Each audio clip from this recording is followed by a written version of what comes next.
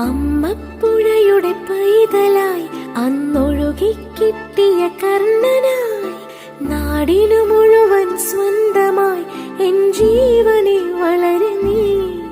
കുടിൽ മേയുവാൻ മുകിലുകൾ, അതിൽ മാരിവിൽ ചുവരുകൾ, നിനക്കൊരു കുടം കുളിരുമായി പുതുമഴമണി